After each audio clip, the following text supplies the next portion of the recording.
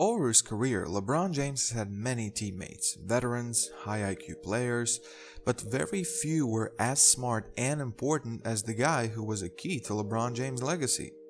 His first championships. In the biggest moments, he stepped up, made big shots and defensive plays. Hey guys, hope you're doing well.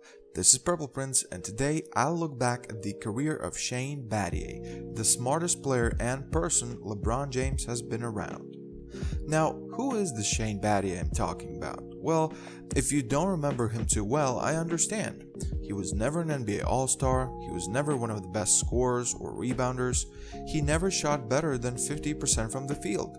Hell, his best season statistically was his rookie year and he averaged 14.4 points. So how does this player have such a big impact on the career of one of the all-time greats? Well, he does, and it all started in Detroit Country Day School. Battier was 6'4" as a 7th grader and grew 3 more inches in just a year, so his height was a gift, but he was also hardworking and really smart. Battier finished school with a 3.96 grade point average and in his senior year was named school's outstanding student. Battier continued his education in Duke and his basketball career under head coach Mike Krzyzewski. Battier was a tough defender, he took charges, stole the ball frequently, and overall made smart defensive plays. His role on offense was limited for the first couple of years, but by his 3rd season, he was already one of the best scorers on the team. During his final year, Battier was averaging 19.9 points per game on 47.1% shooting from the field.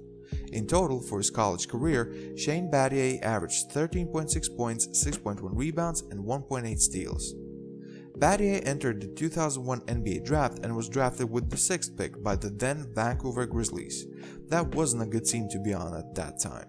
The Grizzlies were in the process of moving from Vancouver to Memphis, and the team was just bad. Entering the 2001-2002 season, they were coming off their best season in franchise history, which was just 23 wins in 82 games, so the team was losing, but Battier individually had a very good rookie season. In his first 20 games, Battier scored in double digits 16 times, including a 30-point outing against Portland. His defense also transitioned to the NBA. He was stealing the ball, taking charges, diving for balls. The effort was there. Battier finished his rookie season averaging 14.4 points, 5.4 rebounds, and 2.8 assists. He also made the NBA All-Rookie First Team. In total, Battier spent the first 5 seasons of his career with the Grizzlies, mostly as the starting small forward. The team just wasn't successful though. They made the playoffs in Battier's final 3 years there, but lost every first-round series in 4 games. After 5 seasons with the Grizzlies, Battier was traded to the Houston Rockets, where he would just continue to do the same thing. He was a starter who provided great defense and 3-point shooting. He had an extensive preparation in studying the opposing team and the player he was assigned to guard. Back in 2008, he told the Houston Chronicle, "I tried to prepare for my opponent as thoroughly as possible. I want to know every angle on the man I'm guarding to give me an edge. I read many pages and go over strengths and weaknesses many times before a game. Proper preparation prevents poor performance." That is a motto I like. And that's what he did. Every game. Just hard-nosed defense and important plays. He was never a stat stuffer. Unfortunately, his playoff success didn't improve in Houston either. He would still lose in the first round, just in more games. One season, they advanced to the second round of the playoffs, but that's it. Houston had its own problems as well. They weren't good enough to battle in the playoffs or bad enough to get a high pick in the draft.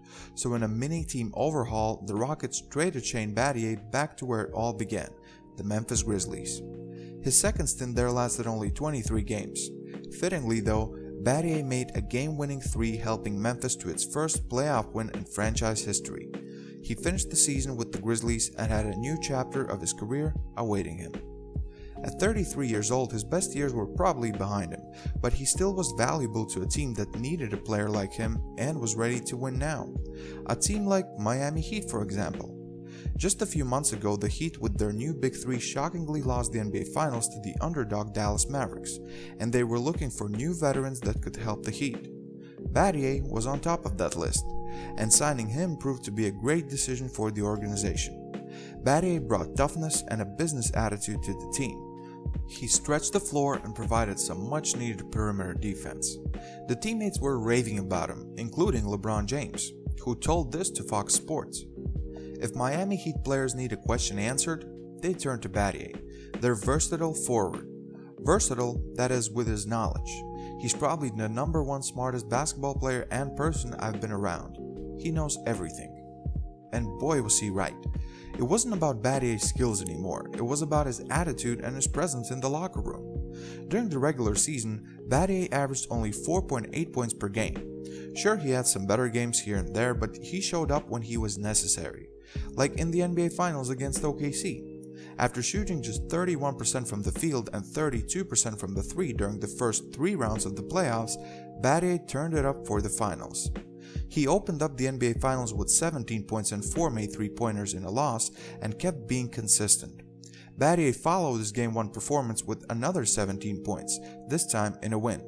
He played some good defense and it all ended in a championship. Battier got his first championship. LeBron got his first championship. And after a subpar regular season and the first rounds of the playoffs, in the NBA Finals, Battier averaged 11.6 points on 61.3% shooting from the field and 57.7% from the three. But that wasn't it. Now he had a chance to repeat as an NBA champion. This time he was better in the regular season, scoring 6.6 points on 43% shooting from the three. Battier was also part of a 27-game win streak, which at the time was the second longest such streak in NBA history. In the playoffs though, he struggled. Miami Heat made the NBA Finals and took the San Antonio Spurs to Game 7 after a miraculous comeback in Game 6. Up until that point, Battier had played in 21 games and averaged just 4 points on 24.7% shooting from the field and 25% from the three. Awful, right? And what did Battier do in Game 7? He showed up once again. Battier connected on 6 of his 8 3-pointers, scoring 18 points and finishing with a team best plus-minus of 12. Talk about showing up when they need you the most. Miami Heat and Shane Battier were now back-to-back champions. They had a chance to three-peat but failed the San Antonio Spurs in the NBA Finals. During the regular season, Battier had said that this was gonna be his last year, and it looked like that. He had a bad regular season and in the playoffs he was a non-factor. Battier played in 16 out of 20 games and averaged 2.3 points. His basketball career was over. In total, Battier played 977 NBA games and averaged 8.6 points and 4.2 rebounds on 38.4% shooting from the three. He's a 2-time NBA champion and a 2-time member of NBA All-Defensive Second Teams. After his retirement, Battier was offered to go into politics, but he declined. Instead, he worked as a commentator for ESPN for a year before mutually parting ways. In 2017, Battier joined the Miami Heat front office to work as the Director of Basketball Development and Analytics, and he still works there currently. A smart mind like Battier is definitely an asset to the Heat organization. He always has been into the numbers and analytics anyway. If you're playing blackjack, there are certain hard and fast rules. You always double down on 11, no matter what. You always split aces, and you always hold on 17. Are you guaranteed 100% to win those hands if you do those things? No, but mathematically it's proven that if you do that over a long period of time, your chances of success are greater than if you go against what you should do in those situations. For basketball, it's the same. There is not a right or wrong answer in basketball, but there are certain more right answers and certain more wronger answers. So there you go guys, Shane Battier. What do you think about his career and how valuable was he to those 2 Heat championships? What is your favorite Shane Battier moment? Please leave a comment down below. Don't forget to like the video, subscribe to the channel, and enable bell notifications to not miss any upcoming content. Thank you. This was Purple Prince, and I'm out.